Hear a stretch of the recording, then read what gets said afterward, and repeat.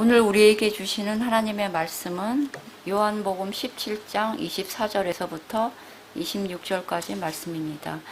아버지여, 내게 주신 자도 나 있는 곳에 나와 함께 있어 아버지께서 창세전부터 나를 사랑하심으로 내게 주신 나의 영광을 그들로 보게 하시기를 원하옵나이다.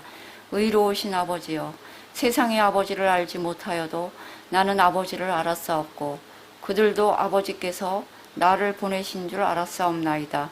내가 아버지의 이름을 그들에게 알게 하였고 또 알게 하리니 이는 나를 사랑하신 사랑이 그들 안에 있고 나도 그들 안에 있게 하려 함이니이다. 아멘. 자, 우리는 그리스도인과 비그리스도인, 즉 그리스도인과 세상 사람들을 무엇을 가지고 구분할 수 있습니까? 갑자기 이렇게 물어보면 이렇게 자세하게 설명을 못하더라도 이렇게 떠오르는 그런 것들이 있습니다. 보통은 외적인 요소들이죠. 이를테면 일요일날 정기적으로 예배당에 출석해서 예배를 드리는 사람, 세례 받은 사람, 교회에서 직분을 받은 사람, 그 외 교회도 봉사하고 헌금하고, 그 외 일반적으로 이렇게 예수쟁이라고 불릴 만한 사람들을 가리켜 우리는 그리스도인이라고 생각하죠. 그래서 교회 밖에 있는 사람들을 흔히 비그리스도인이라고 생각합니다. 크게 틀린 말은 아니에요. 일반적으로 그리스도인이라면 방금 말씀드린 이러한 외적인 요소들이 드러나는 것은 너무나도 당연하기 때문입니다. 하지만 실상은 꼭 그렇지만은 않죠. 아무리 신앙생활을 오래 해도, 아무리 설교를 많이 들어도 실제로는 그리스도인이 아닐 수 있습니다. 얼마든지 예수님을 아직 인격적으로 영접하지 않은 상태에서도 단지 의리 때문에, 습관 때문에, 흔히 말하는 모태신앙의 전통 때문에 아무런 영적 감동이나 예수님과의 인격적인 소통 없이도 우리는 얼마든지 신앙생활을 할 수 있습니다. 쉽게 말하면 그냥 종교인에 머물 수 있다는 것이죠. 이러한 현실 자체는 가볍게 볼 문제가 아닙니다. 얼마든지 우리도 그들 안에 포함될 수 있기 때문이죠. 그래도 우리는 크게 위기의식을 느끼지 않아요. 어쨌거나 교회는 나오기 때문이죠. 예배를 드리고 어쨌거나 내가 입술로 하나님을 아버지라 부르고 예수님을 나의 주와 그리스도로 인정하기 때문입니다. 좋습니다. 하지만 정말 이러한 생각이 우리의 믿음을 완벽하게 대변할 수 있는지는 분명하게 확인해 볼 필요가 있습니다. 너무나도 잘 아는 성경 말씀 요한복음 3장 16절, 교회 다니지 않는 분들도 이 구절에 대해서는 많이 익숙하게 알고 있죠. 거기선 누가 멸망을 받지 않는다고 기록되어 있죠? 교회 다니는 사람이라고 얘기하나요? 세례를 받은 사람이라고 얘기하나요? 그렇지 않습니다. 누구든지 그를 믿는 자마다, 하나님께서 세상을 사랑하셔서 보내신 하나님의 독생자 예수 그리스도를 믿는 자만이 영생을 얻는다고 해요. 멸망하지 않는다. 다시 말하면 교회를 다니느냐 안 다니느냐가 핵심이 아니라 정말 예수님을 나의 구세주로 영접했느냐가 우리의 영원한 생명과 직결된다는 것이죠. 이 사실을 우리는 항상 확인해 볼 필요가 있어요. 마치 이러한 성경 구절은 그냥 나와는 상관이 없고 교회 밖에 있는 세상 사람들, 아직 예수를 온전히 믿지 않는 사람들에게만 필요한 말씀이라고 생각하는 경향이 우리에게 있습니다. 하지만 그거는 결코 옳은 생각이 아니에요. 요한복음 3장 16절은 말할 것도 없고, 우리가 흔히 아는 신약에 기록되어 있는 모든 복음서, 서신서들은 1차 수신자들이 교회 밖에 있는 사람들이 아니라 교회 안에 있는 사람들이었다는 것을 유념할 필요가 있습니다. 요한복음도 마찬가지죠. 요한복음 20장 31절에는 사도 요한이 이 복음서를 기록한 목적이 기록되어 있어요. 오직 이것을 기록하면 너희로 예수께서 하나님의 아들 그리스도이심을 믿게 하려 하며 또 너희로 믿고 그 이름을 힘입어 생명을 얻게 하려 함이라. 지금 누구에게 이 말을 하고 있어요? 사도 요한이 노년에 이렇게 힘들게 복음서를 기록해서 1세기 말 그리스도인들에게 이 서신을 보낼 때, 이 복음서를 보낼 때 심정이 어땠냐 하면, 너네는 이미 구원받았으니까, 교회 안에 있는 사람들이니까 너네는 이거 중요하게 생각하지 않아도 되고, 이것을 바탕으로 해서 교회 밖에 있는 이방인들, 이교도들에게 아니면 유대주의자들에게 전하라 라고 얘기한 게 아니에요. 너희가 먼저 이것을 가지고 확실하게 믿음을 가지고 있어야 된다는 거예요. 요한이 이렇게 말하게 된 배경을 한번 살펴볼 필요가 있습니다. 사도 요한이 기록한 요한복음은 4복음서 가운데 가장 나중에 기록되어 있어요. 앞선 마태복음, 마가복음, 누가복음이 이미 많은 초대교회, 1세기 교회 성도들에게 퍼져 있었습니다. 그 복음만으로도 충분했어요. 아무 문제가 되지 않아요. 또 그 기간 중에는 또 뭐 베드로라든가 바울이라든가 야고보라든가 이런 사도들이 또 특정한 교회에 보낸 서신들이 또 그 교회를 통해서 다른 교회들로 퍼져 나가고 있을 때였습니다. 그것만으로도 충분했어요. 그런데 왜 사도 요한은 부득불 또 다른 복음서를 기록해야만 했을까요? 그러한 공간복음, 그러니까 보는 관점이 비슷하다고 해서 공간복음이라고 해요. 마태, 마가, 누가복음은 그 내용들이 상당히 흡사한 게 많이 있죠. 그 복음서가 있음에도 불구하고 그 당시 사도 요한이 요한복음을 기록할 당시, 요한계시록 그리고 요한 1, 2, 3, 4를 기록할 당시에는 교회가 많은 부분에서 어려움을 당할 때였어요. 시대가 조금씩 흘러가면 흘러갈수록 그만큼 교회를 향한 세상의 핍박은 그 강도가 더해 갔습니다. 처음에 예루살렘 교회에서 성령님이 임하시고 그렇게 교회가 폭발적으로 성장할 때에 비하면 그 성장세가 조금 둔화될 때였어요. 오히려 교회 안에서 믿음의 회의를 느끼고 신앙을 저버리는 사람들이 늘어나기 시작할 때였습니다. 왜 그랬을까요? 근데 이미 말씀드린 것처럼 교회 밖에서, 외부에서 로마 정부와 그 당국자들 그리고 많이 퍼져 있는 그 그리스도인들이 사는 지역에 있는 이교도들에 의해서 그들이 추앙하는 황제 숭배라든가 그 지역의 토속신을 섬기지 않는다는 이유로 핍박을 받기 시작했어요. 그 정도가 점점 심해져 갔습니다. 그리고 끈질기게 유대주의자들이 그들을 쫓아다니면서 음해하고 박해하기 시작했어요. 그렇게 교회가 점점 힘들어지는 가운데서도 믿음으로 똘똘 뭉쳤죠. 그런데 그것으로 문제가 끝나지 않았어요. 교회 안에 교묘하게 이단들이 침투하기 시작한 것입니다. 그게 더 치명적인 문제였어요. 그 당시만 해도 지금 우리가 생각하는 성경책이 존재하지 않았습니다. 지금 우리는 얼마든지 컴팩트한 사이즈의 성경책을 가질 수 있죠. 그리고 스마트폰을 통해서 얼마든지 쉽게 성경 말씀을 확인할 수 있는 시대를 살고 있습니다. 하지만 그때는 그러한 성경이 존재하지 않았어요. 당연히 성경 66권이 완전하게 편집되어서 전달되지도 않은 시대였습니다. 그들은 부분적으로 율법서라든가 시가서라든가 복음서, 그 외 서신서들 일부를 부분적으로만 가지고 있었어요. 그렇다고 해도 모든 그리스도인들이 가지고 있었나요? 그렇지 않죠. 그때는 주로 양피지와 그 외에 또 많은 게 점토판이라든가 이런 우리가 생각하는 일반적인 종이류가 아닌 굉장히 부피가 큰 도구를 통해서만 말씀이 기록되었고 그렇게 사본 하나하나가 사람이 직접 필사를 해야만 했기 때문에 그 부피나 그 기록되는 시간에 따라서 많은 사람들이 소유할 수 없었어요. 교회라고 해서 우리가 알고 있는 모든 복음서와 서신서를 총망라해서 가지고 있었던 것도 아닙니다. 그래도 크게 문제가 되지 않았어요. 초반에만 해도 사도들이 있었기 때문이에요. 예수님의 직계 제자들이죠.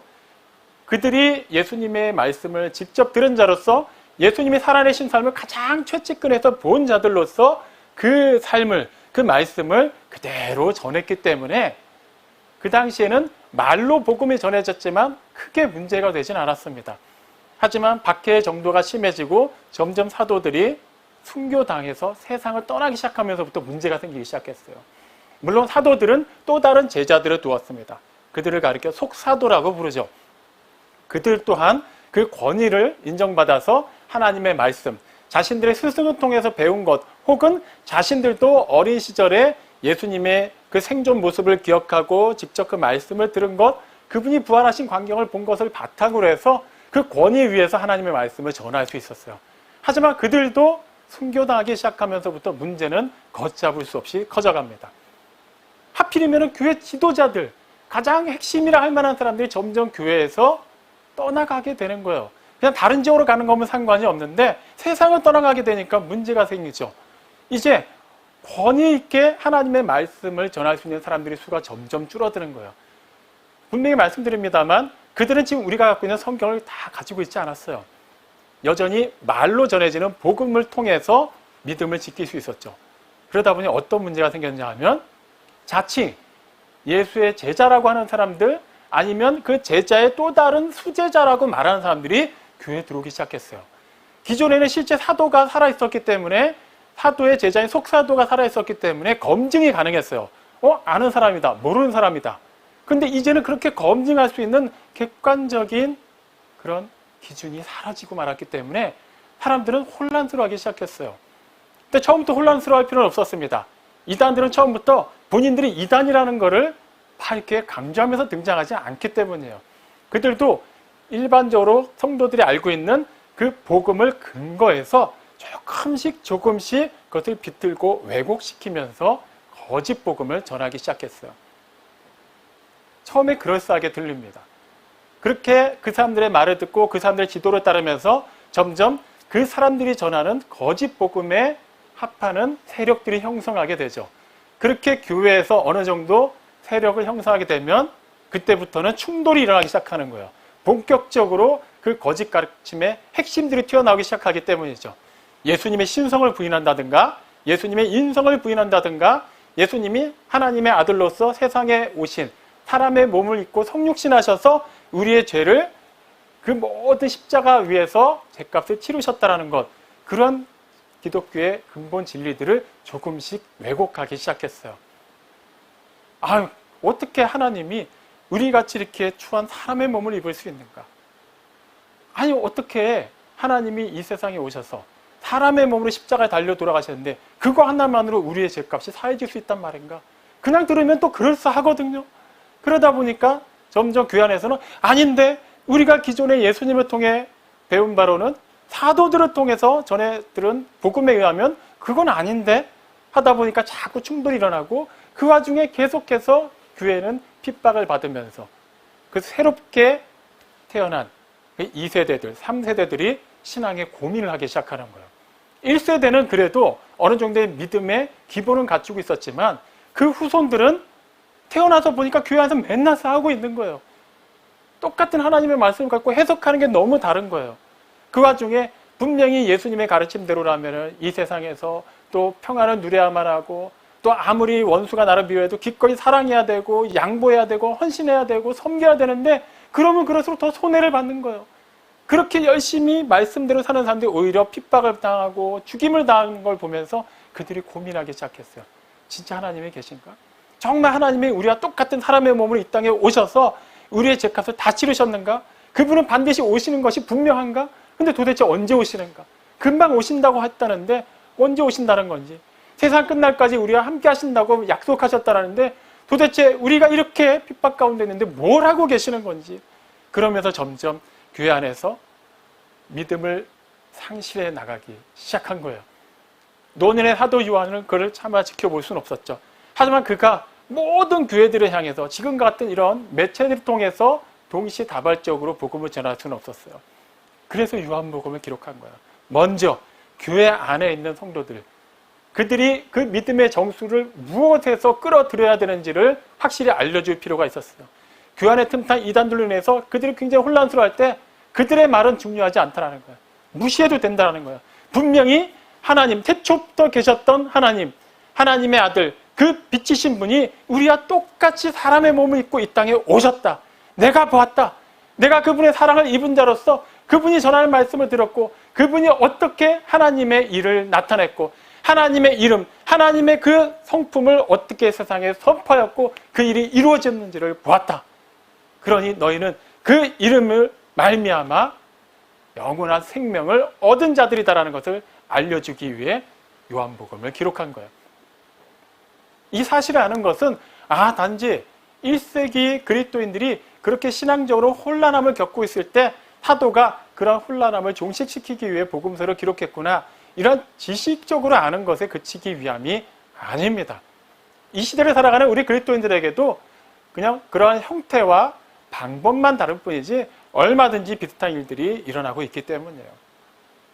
비단 뭐 신천지 같은 그렇게 대놓고 드러난 이단들만을 얘기하는 게 아니에요. 그런 거는 말할 필요도 없어요.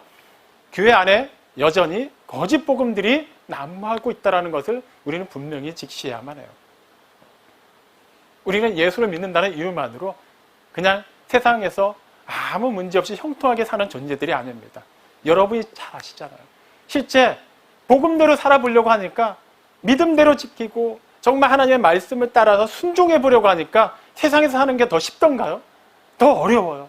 더 힘들어요. 더 외면을 받습니다. 당연한 일이에요. 그래야만 해요. 에베소서 6장 12절 13절은 에베소 교인들에게 하는 말이 아니라는 것을 분명히 기억하시고 듣기 바랍니다. 자, 뭐라고 얘기하냐면 우리는 지금 혈과 육을 상대로 싸우지 않는다고 얘기해요. 우리는 지금 사탄과 그의 하수들, 그 마귀, 그 나부랭이들과 지금 싸우고 있는데 이게 보통 싸움이 아니라는 거죠. 그냥 우리가 나는 하나님의 자녀인데 이 말 한마디 한다고 해서 그냥 게임이 끝나는 게 아니라는 거예요. 그래서 그가 뭐라고 촉구합니까? 하나님께서 주신 장비로 완전 무장하라고요. 전신갑주를 취하라. 그리고 에베소서 6장 14절부터 17절까지 그 구체적인 하나님께서 주신 장비 목록이 기록되어 있죠.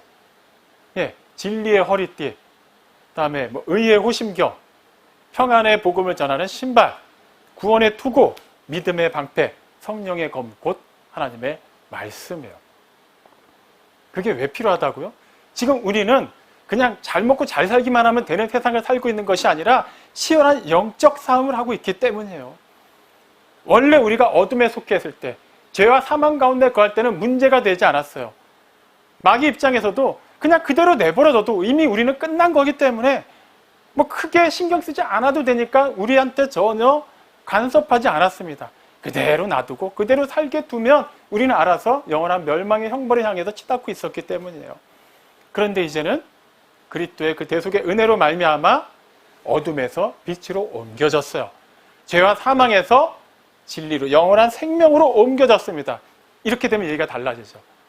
기존에 자신의 소유라고 생각했는데 뺏겼습니다. 마귀가 가만히 있을 수 없어요. 그때부터 본격적으로 그리스도인들을 공격하기 시작합니다. 그리스도인으로 이 세상을 산다는 것은 그저 나이스한 사람으로 알려지는 것, 그냥 주일날 예배에 참석하고 그냥 무난하게 착하게 사는 것, 이러한 것을 의미하는 게 아니에요. 전에는 그리스도인이 아니었지만 이제 그리스도인이 되었고 이걸로 하나님의 자녀가 되었으니까 모든 것이 끝난 것이 아니라 여기서부터 이 세상에서 소금과 빛의 역할을 감당하는 참된 그리스도인의 삶을 살아내야 된다는 거예요. 이제부터 세상과 충돌하게 됩니다. 어둠 속에 들어가야 돼요. 기존에는 어둠에 속해 있었고 우리도 어둠이었기 때문에 아무 문제가 되지 않았어요. 하지만 이제는 주 안에서 빛이 되었습니다. 어둠 속으로 들어가는 순간 그 어둠에 가려져 있던 모든 추하고 더러웠던 것들이 우리 때문에 드러나게 될 거예요. 당연히 그 어둠을 주관하는 자들, 그 어둠에 속해 있는 세상이 우리를 환영할까요? 미워할 수밖에 없겠죠. 빛이신 하나님의 아들이 세상에 오셨지만 세상은 그 아들을 알아보지 못했어요. 세상은 그 아들로 말미암아 창조되었음에도 불구하고 그 아들을 철저하게 외면했습니다. 요한복음 2장 10절에 그런 내용이 기록되어 있잖아요. 아, 옛날 사람들 그랬구나. 아, 왜 그랬지? 그들이나 우리나 똑같은 사람들이에요. 똑같은 이교도들이 아니라 심지어 그들은 당시 지구상에서 유일하게 여호와 하나님을 믿는 이스라엘 백성들이었어요. 자칭 하나님의 백성들, 선민들이었어요. 우리와 똑같은 하나님을 믿는 사람들이었다는 겁니다. 우리도 얼마든지 하나님을 외면하는 존재들이 될 수 있어요. 거짓 복음에 놀아나게 되면 우리는 그 끝이 완전히 다른 길로 향할 수 있다는 거예요. 이단을 그냥 한자의 그 의미 그대로 표현하면 뭐가 되죠? 끝이 다르다라는 거예요. 시작은 그럴싸해요. 하지만 조금 각도가 다를 뿐입니다. 하지만 점점 가면 갈수록 각도가 벌어지죠. 똑같은 각도지만 그 끝에 가면 완전히 다른 결과가 나오게 됩니다. 하나님을 믿는 사람만, 하나님을 온전히 아버지라 부를 수 있는 사람만이 그렇게 하기 위해 오직 유일하신 길이요 진리요 생명이신 예수님만을 구세주로 영접한 사람만이 하나님께서 정해놓으신 그 최종 결과에 이르게 되어 있어요. 그 외에 어떤 사람도 그 길에서 벗어날 수밖에 없다는 것을 우리는 유념해야 돼요. 거짓 복음이 어떻게 우리를 무장해제 시켰습니까? 아유, 이미 하나님의 자녀가 되었는데 예수님이 이미 다 싸워서 이기셨는데 뭐 우리가 할 게 있다고, 뭐 전신갑주를 취하고 무장을 할 필요가 있는가. 오히려 그렇게 생각하는 것 자체가 믿음이 없는 거라고 생각해요. 율법주의라고 생각해요. 듣고 보니 그럴싸하잖아요. 그렇지, 나는 하나님의 자녀인데 어떻게 되든 난 천국 갈 텐데 뭐하러 내가 그렇게 힘들게 살아야만 할까? 나도 그냥 똑같이 살자. 어차피 이렇게 사나 저렇게 사나 결론은 하나니까 과연 그럴까요? 전혀 그것은 성경이 말하는 복음이 아닙니다. 고린도 전서 후서 사도 바울이 고린도 교회를 향해서 보낸 대표적인 두 통의 편지죠. 고린도 후서는 13장에서 끝납니다. 보통 그 편지의 마지막 장에는 결론 부분이 기록되어 있어요. 그렇다면 고린도 전서와 고린도 후서에 그 주옥 같은 하나님의 말씀들의 결론에 해당하는 부분이 고린도 후서 13장이라고 봐도 크게 무리가 되진 않겠죠. 사도 바울이 고린도 후서 13장 5절에서 고린도 교인들을 향해 그리고 이 시대를 살아가는 그리스도를 향해 다음같이 얘기합니다. 너희는 너희의 그 믿음이 진짜 믿음인지 너희가 믿음 안에 있는지 너희의 믿음을 시험해봐라. 확증해봐라 라고 얘기해요. 고린도 교회가 어떤 교회인가요? 고린도 교회는 뭐 여러 가지 또 특징들이 있습니다만 그냥 대표적인 거 하나만 떠올려 보죠. 고린도 교회 성도들은 정말 다양한 은사를 소유한 자들이었어요. 보통 사람들이 아니었어요. 각종 은사자들이 그 교회 안에 가득했어요. 우리가 보통 생각할 때 어떠한 은사를 가진 사람이 있다라고 하면 그 사람에 대한 이미지가 어떤가요? 믿음이 좋은 사람이잖아요. 아, 저 사람은 그래도 뭐 크게 뭐 내가 뭐 할 말 없겠다. 뭐 이 정도로 굉장히 수준이 높은 사람이라고 생각하기 마련이에요. 그런데 그렇게 은사로 충만한 성도들이 모여있는 고린도 교회를 향해서 사도 바울은 고린도 교회에 보내는 편지의 결말 부분에서 너희는 정말 믿음 안에 있는지 시험해보라고 얘기해요. 고린도 교인들을 향해서 그렇게 말할 정도라면 우리를 향해서는 말할 필요도 없겠죠. 우리도 계속해서 시험해봐야 돼요. 계속해서 말씀이라는 거울에 비추어서 우리의 행실을 근본적인 우리의 영적인 상태를 점검해봐야 합니다. 무엇으로 점검할 수 있을까요? 네, 지금 말씀드렸어요. 하나님의 말씀이에요. 아까 하나님께서 주신 그 장비들 여러 가지가 있는데 실제 그러한 장비들을 갖추고 전쟁터로 나갔다고 가정해보죠. 실제적으로 대부분의 장비들은 나를 보호하는 장비들이에요. 하지만 적을 무찔러야 되잖아요. 계속 방어만 할 수는 없지 않습니까? 적을 향해서 쓸 수 있는 최종 공격 무기가 뭐죠? 성령의 검이에요. 하나님의 말씀입니다. 그런데 우리는 어떻습니까? 정말 그렇게 하나님께서 주신 하나님께서 당신을 분명하게 계시하시고 기록하셔서 우리에게 주신 말씀으로 무장되어 있습니까? 아예 하나님께서 말씀하시기 전신갑주를 하나하나 한번 확인해 보죠. 진리의 허리띠 어떻습니까? 우리는 진리에는 크게 관심이 없어요. 그냥 어차피 예수 믿고 구원 받았으니까 우리는 그 외의 것에 더 관심이 많아요. 진리의 말씀 어렵고 따분합니다. 그 말씀이 그 말씀이잖아요. 이왕이면 좀 감동적이고 마음에 좀 부담 없이 다가오는 예화라든가 그냥 말씀 한 구절 이렇게 좀 하고 적당히 설교 들어가고 그 외에는 뭐 인문학이나 철학이나 심리학이나 그 외에 뭐 재밌는 뭐 예화나 간증 같은 거 그런 걸로 좀 이렇게 부담 없이 듣고 싶어 하지 않나요? 그런 걸로 가득 채웠더니 너무 비대해졌어요. 진리의 허리띠를 채울 수도 없는 지경이 되었습니다. 의의 호심경은 어때요? 호심경은 갑옷을 입고 그 위에 가슴, 심장 쪽을 더 중요하니까 그것을 지키기 위해서 덧대는 구리로 만든 조각이에요. 거추장스러워요. 하나 더 덧대야 되는데 무게도 만만치 않습니다. 심장을 지켜야 하기 때문에 두께도 얇아서는 안 되겠죠. 그런데 어떻습니까? 이거는 뭔가 좀 부담이 돼요. 우리가 공의의 하나님을 생각하는 것도 뭔가 되게 믿음이 없고 율법주의적인 것 같아요. 우리는 사랑의 하나님만 알면 되잖아요. 하나님은 사랑이시니까. 사랑의 하나님이 다 용서해 주셨고 다 용서해 주실 텐데 다 해결해 주실 텐데 뭐 그분을 경외하고 두려워하고 떨리는 마음으로 그분 앞에서 그거는 믿음이 없는 것 같아요. 교회 입장에서도 세상에 그런 거 얘기하면 세상이 너무 싫어하잖아요. 그러니까 뭐 구제하는 일이라든가 세상의 사회 문제에 적극적으로 참여해서 이미지 관리하는 거 그게 더 좋죠. 최대한 이 호심경 좀 가볍게 좀 기능적으로 좀 공기도 잘 통하고 좀 이왕이면 좀 이렇게 드러나게 착용하는 거니까 좀 이렇게 액세서리 장신구 용도로서 좀 이렇게 멋있어야 할 필요도 있지 않겠어요? 본래 기능이 상실해 버린 거예요. 평안의 복음으로 신는 신발. 뭐 그런 거 굳이 필요합니까? 그냥 어차피 내가 그냥 잘 먹고 잘 사는 게 중요한데 그냥 하나님께 그저 복 달라고 기도하는 거 그게 중요하지 어떠한 상황 속에서도 평안의 하나님을 구한다 그 하나님을 전한다 그거는 그냥 목사들이나 하는 일이고 나까진 그럴 필요는 없다고 생각을 하죠. 이미 우린 전쟁터에 나가면서 전혀 쓸모없는 그냥 일반적으로 나들이 갈 때나 필요한 그런 신발을 신고 서 있는 거예요. 구원의 투구? 이미 구원받았는데 구원의 투구를 뭐하러 쓰고 있나요? 믿음의 방패? 그냥 믿습니다. 믿으면 되잖아요. 굳이 거추장스럽게 그 무거운 거를 들 필요가 있어요. 그냥 휴대하기 간편하게 좀 접을 수 있고 주머니에 넣었다가 필요하면 자동 우산 피듯이 탁 피기만 하면 뭐 방패처럼 나오는 거. 그냥 가볍고 그냥 기능성 좋은 거 그런 거면 되지 않겠어요? 성령의 검? 위험하게 그런 걸 뭐하러 들고 다닙니까? 이미 게임 끝났는데 예수님이 다 이기셨는데 칼집에 그대로 놔두고 어차피 쓰지도 않았고 뭐하러 들고 다녀요? 정말 좀 구색을 갖추기 위해서 든다고 하면 그냥 그 자체로 좀 너무 이렇게 사람들한테 위화감 느끼지 않게 좀 가볍게 그렇게 제작해서 조그만 거 하나 들고 있으면 되지 않겠어요? 거울 앞에 그렇게 다 착용하고 서 있으면 그럴싸할 겁니다. 하지만 우리는 거울 앞에 서 있는 사람들이 아니에요. 영적인 전쟁터 한가운데 있는 사람들이라는 걸 잊어서는 안 돼요. 굳이 저기 화살을 쏘지 않았고 칼을 들고 다가오지 않아도 이미 함성만 들어도 우리는 거기서 소스라치게 놀라 자빠질 겁니다. 준비가 되어 있지 않기 때문에. 이미 우리는 복음에서 떠나도 너무 멀리 떠나 있기 때문이에요. 이제라도 우리는 우리의 현실을 직시해야만 합니다. 과연 나는 진실되게 하나님의 말씀에 비추어서 나 자신의 정말 믿음의 사람임을, 그리스도인임을 확신하고 있는지 말이죠. 히브리서 12장 8절에 이제 히브리서 12장 자체가 믿음의 사람들로 가득 채워져 있어요. 11장 8절에 아브라함에 관한 내용이 기록되어 있는데 다 같이 얘기하죠. 믿음으로 아브라함은 부르심을 받았을 때 순종하여 장래의 유업을 받을 땅을 향해 나아갔다. 누군가는 얘기할 거야. 나도 아브라함처럼 하나님께서 음성으로 직접 들려주시면 다 하겠다. 시키는 건 나도 다 하겠다.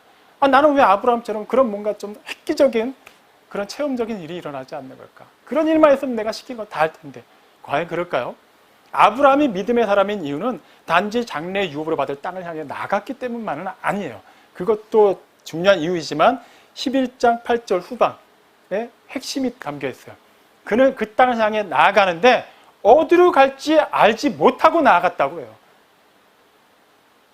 이거는 일단 한번 나가보고 어디로 갈지 모르겠네. 다시 집으로 와야지. 이렇게 되는 게 아니에요. 이미 건널 수 없는 강을 그는 건넌 거예요. 끝난 거예요. 그냥 무조건 가야 되는 거예요. 그런데 정확한 목적지가 어딘지를 모르고 갔어요. 근데 어떻게 갔나요? 하나님을 보고 갔어요. 하나님의 말씀에 의지해서 하나님이 멈추라 하신 곳에 멈췄고 가라고 하신 곳으로 갔어요. 물론 그도 사람이기 때문에 그 과정에서 실수를 하기도 했지만 그래도 그가 믿음의 사람이라 불릴 수 있는 이유는 그 실수한 자리에서 다시 돌이켰어요. 하나님이 깨달음 주셨을 때 고집 피우지 않고 다시 원점에서 시작해서 출발할 수 있었습니다. 우리는 어떻습니까? 그 당시 아브라함은 우리가 갖고 있는 성경책에 단 한 장도 갖고 있지 않았어요. 갈 바를 알지도 못하는 자였어요. 그런데도 믿음의 사람이라고 하나님께 인정받았습니다. 그에 비하면 우리는 구약과 신약 66권의 성경책을 가지고 있습니다. 하나님께서 그 말씀을 통해서 분명히 당신의 그 뜻을 이 세상을 향한 그 구속사의 은혜를 계시해 두셨고 우리에게 알려주셨어요. 그 말씀을 통해서 우리를 인격적으로 만나주셨고 지금도 우리와 함께 소통하고 계시며 우리 안에 거주하고 계시죠. 그렇다면 우리는 갈 바를 알지도 못하고 나아갔던 아브라함보다 더 확실한 기준이 있잖아요. 히브리서 12장 2절이 얘기합니다. 믿음의 주요 온전케 하시는 이인 예수를 바라보세요.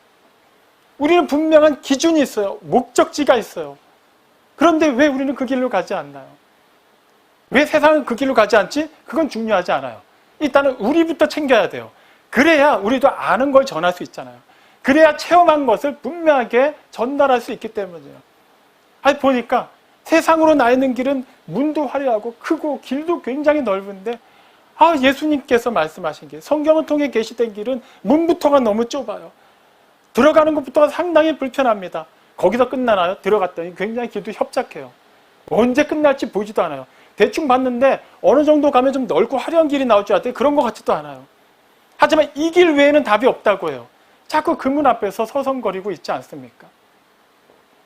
그리스도인이 되었다면 이미 그 문을 통과한 거예요. 문은 닫힌 거예요. 더 이상 돌아갈 필요가 없게 된 거예요. 그냥 가야 돼요. 굳이 뒤돌아서서 계속 두들기다 보면 두들기면 열어주신다고 하니까 이 좁은 문 도저히 안 되겠어요. 열어주세요 한다고 열릴 문이 아니라는 거예요. 그럼 어떻게 해야 됩니까? 우리는 가야 되는 거예요. 꼭 그렇게까지 해야 될까요? 그렇게까지 피곤한 신앙생활을 해야만 그리스도인이 되는 것인가요? 그렇게 할 수밖에 없게 되었기 때문에 그렇게 해야 되는 거예요. 왜 그런가요? 오늘 읽은 본문 요한복음 17장 24절, 25절, 26절. 이 내용도 마찬가지로 요한복음 17장의 마지막 부분이에요. 아까 고린도후서 13장에서 말씀드린 것처럼 요한복음 17장의 마지막 부분이라면 여기에 기록된 내용 역시 예수님의 그 대제사장 기도, 그러니까 제자들과 모든 그리스도인들만을 대상으로 하신 그 기도에 핵심이 담겨 있다고 보면 되겠죠.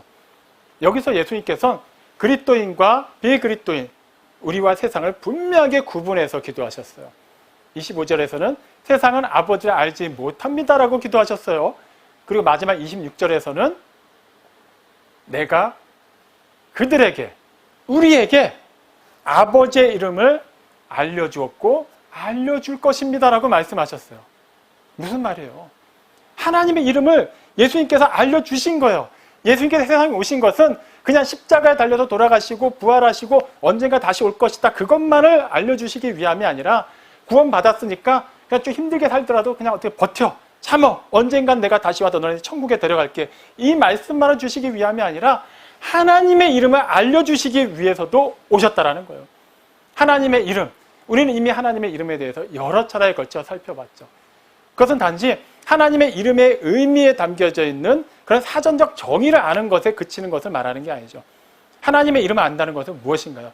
그 이름에 담겨져 있는 하나님의 성품을 아는 거예요.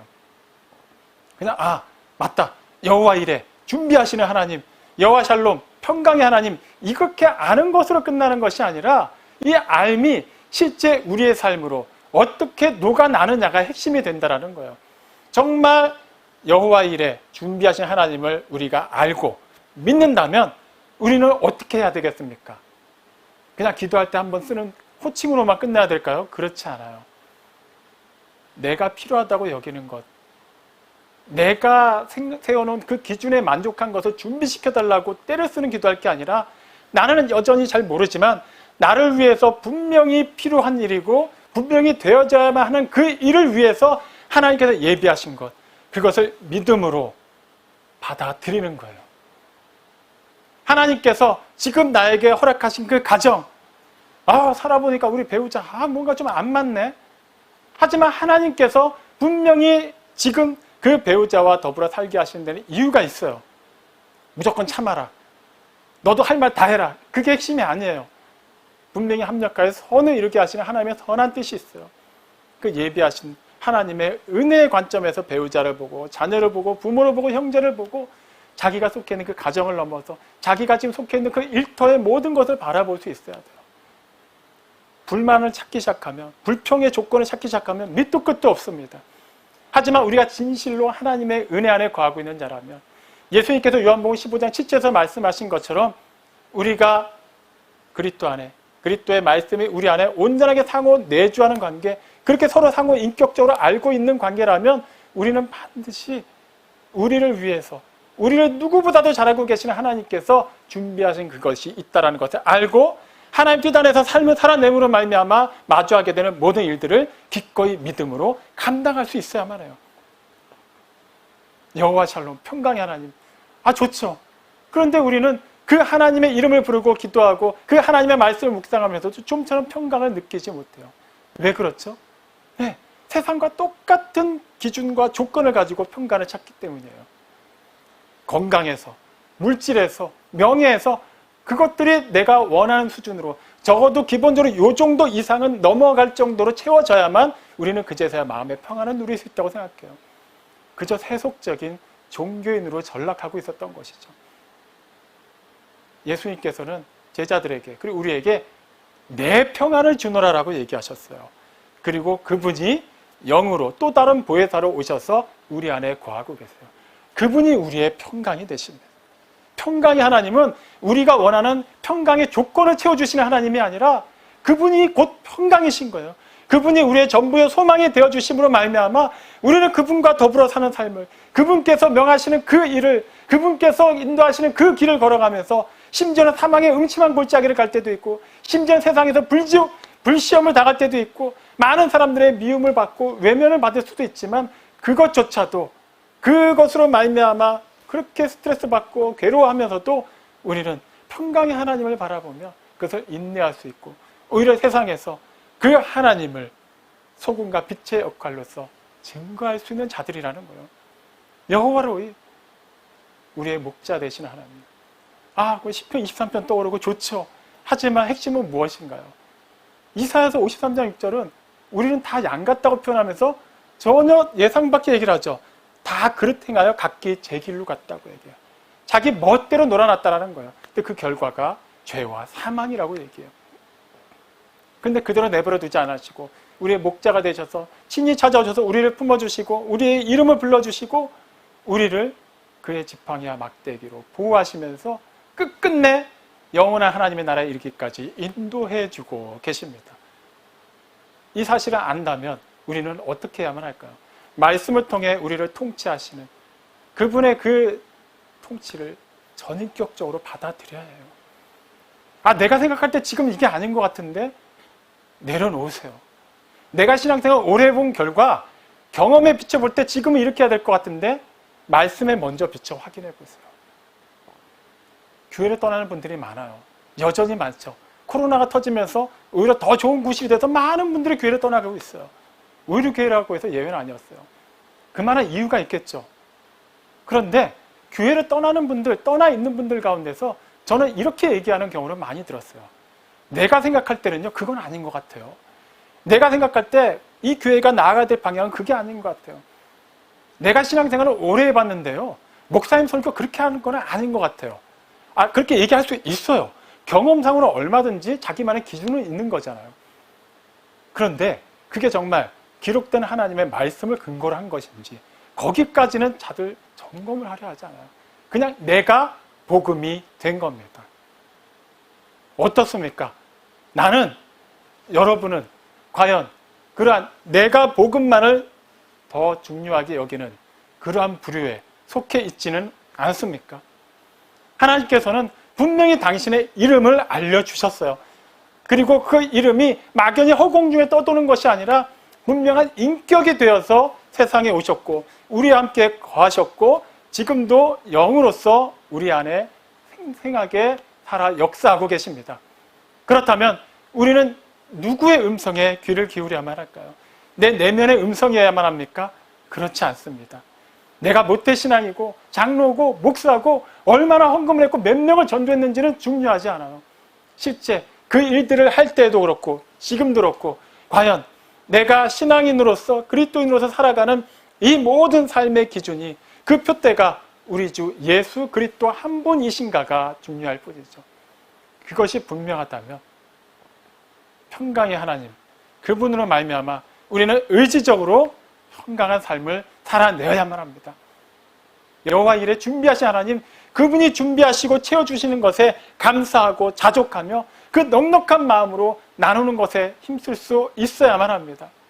그분이 우리의 목자가 되시기 때문에 나의 의지와 나의 계산을 내려놓고 그분이 인도하시는 그 길을 담대하게 따라갈 수 있어야만 합니다. 잠깐 손해보는 것처럼 보일 수도 있어요.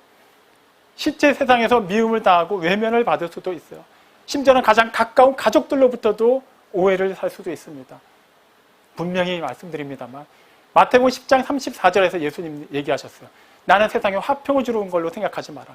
화평이 아니라 검을 주러 왔다. 세상을 결단내려 오셨다는 것이 아니라 예수님이 계시면, 예수님이 말씀하시면 반드시 예수님 편에 속한 사람과 그렇지 않은 사람은 나뉠 수밖에 없다는 거예요. 세상이 예수님을 미했기 때문에 예수님께 속한 사람, 예수님의 이름으로 말미암아 생명을 얻은 사람, 하나님의 이름을 아는 사람은 반드시 세상에서 미움을 받게 돼 있어요. 그저 그렇게 세상 속에서 그냥 티나지 않게 살면 그런 일은 일어나지 않겠죠. 하지만 정말 굳세게 마음 먹고 작정하고 말씀대로 한번 살아보십시오. 굳이 내가 예수쟁이라고 띠를 두르고 나가지 않아도 여러분은 반드시 미움을 받기 마련입니다. 그게 우리가 정말 그리스도인이라는 시금석이라는 거 잊지 마세요.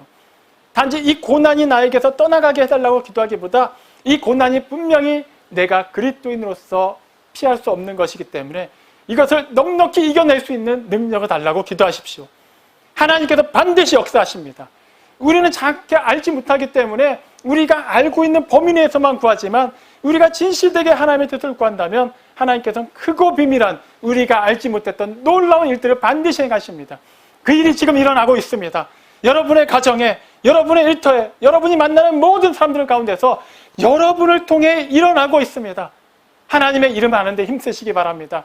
그분의 이름을 알고 그분의 이름에 맞게 살아내고 그분의 그 이름을 경외하고 그분의 그 통치를 온전히 받아들이십시오. 하나님은 하나님 되게 인정하고 하나님이 계셔야 되는 자리에서 내려오십시오. 하나님만을 그 자리에 모셔두고 하나님께서 말씀하시는 것에 순종하여서 주어진 삶을 사명으로 살아내십시오.